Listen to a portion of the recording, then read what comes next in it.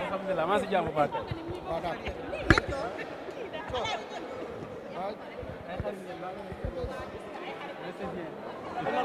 waaw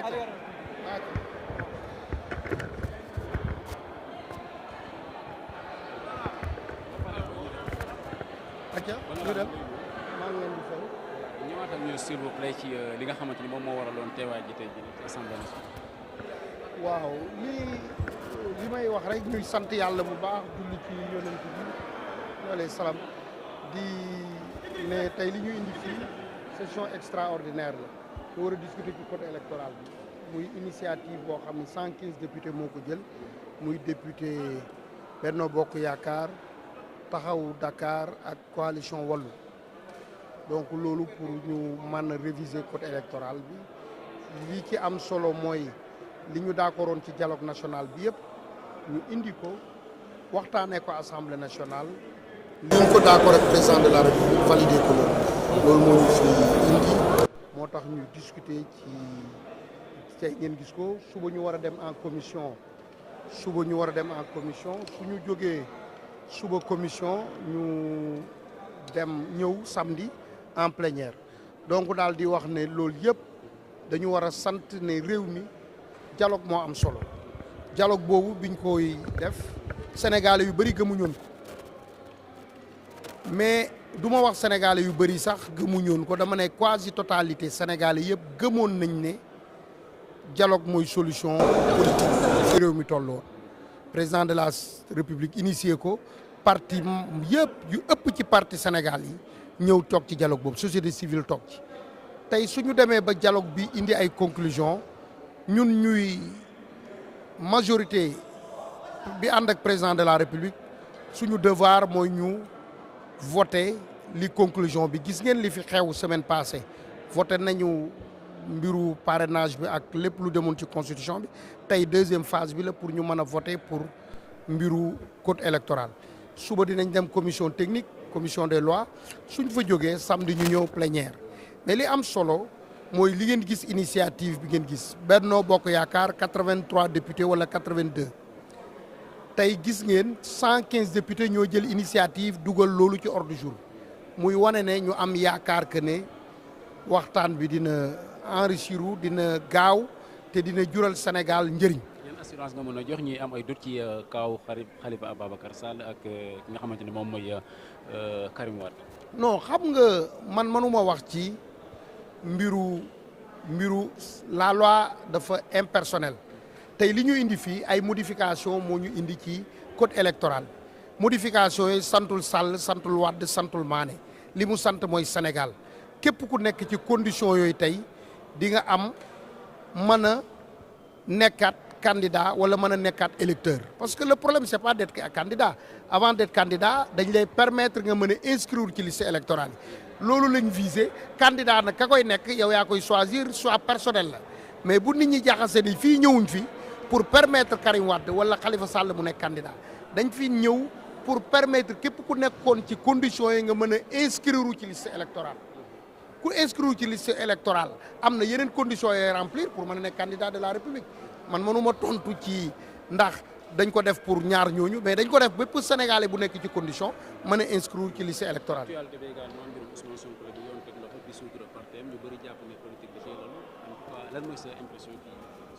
waaw adduna moom su ñu nekkee ci mbir lépp ci lalu politique moo lalu ci lépp yéen ay journaliste ngeen am nga lu ñuy waxee code de la presse da ngeen koy respecté bépp parti politique wala association ci réew mi dafa am lu ñu ko tegal lu mu war a respecté su ko demee nag ba wàcc loolu dafa am ku ñu dénk constitution bi mooy président de la république ku ñu dénk muy doxal di xool mbiru loi yooyu mooy le ministre de l'intérieur dem nañ ba xool ne parti boobu wàcc na yoon wi parti politique war a tege li jikki mooy ñu saluer ko mais waruñu yem ci loolu du question wu Pastef ak violence bi am mais parti politique yu bëri tey amuñu seen raison d'exister dans ce pays il y a plus de 300 partis war nañu gën a continuer loolu ba parti politique bi remplir les conditions ñu mën la dindi nangu li droit yi ñu la joxoon parce que droit dafa ànd ak ay yelleef.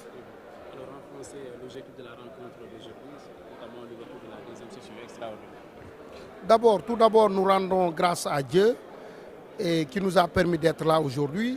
Ça, c'est le résultat du dialogue national qui nous a permis d'être là. Vous vous rappelez bien, la semaine dernière, l'Assemblée nationale a été convoquée par décret en session extraordinaire. L'examen, vous le savez, c'était des points concernant la Constitution. Aujourd'hui aussi, on est là, mais par l'initiative des députés, d'un nombre de 115 députés, de 3 groupes, à savoir le groupe Benno Bokk Yakaar, le groupe Wallu et le groupe Taxawu Dakar. Plus de 115 députés qui ont pris l'initiative d'inscrire à l'ordre du jour le code électoral. Aujourd'hui, vous avez vu, on vient de terminer. Demain, on sera en commission des lois.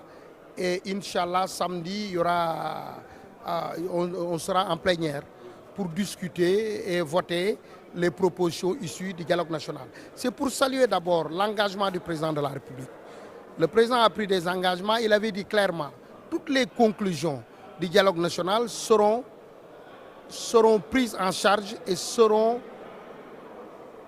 votées à l'Assemblée nationale. On avait pris l'engagement, nous, en tant que majorité, avec le président de la République.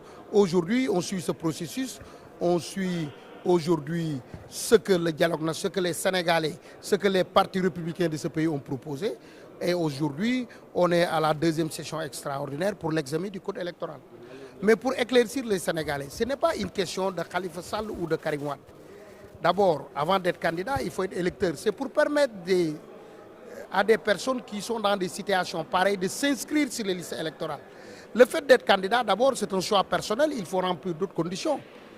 Ces conditions, s'ils sont remplis par ces personnes que vous venez de me citer, naturellement, ils seront candidats. Mais la candidature dépend naturellement des conditions. La première condition de s'inscrire sur les listes électorales. L'actualité, c'est aussi la détention, le placement en détention d'Ousmane Sonko et la dissolution de son parti PASTEF. Beaucoup disent que c'est politique. Que répondrez-vous à ces Oui, mais on est dans le champ politique et on est dans un pays, aujourd'hui, je dirais, politique, c'est l'art de gérer la cité. Tout est politique dans ce pays, tout est politique dans la vie, mais ce que je dirais, c'est que vous, en tant que journaliste, vous avez un code de la presse. Les partis aussi sont soumis à des conditions. Il faut qu'ils respectent ces conditions. S'ils ne les respectent pas, le gardien de la Constitution, le président de la République, aujourd'hui peut apprécier, et le ministre de l'Intérieur qui gère, je dirais, l'administration, je dirais, qui est délégué par le président de la République, qui gère la gestion quotidienne du pays, dans ces domaines, peut apprécier. Et aujourd'hui, nous tous, on est d'accord que ce parti politique qui est PASTEF n'a pas respecté certains points. Donc, comme tous les partis, mais j'invite moi à aller plus loin que ça. Il y a beaucoup de partis politiques aujourd'hui qui ne respectent pas ces conditions et ces partis doivent disparaître.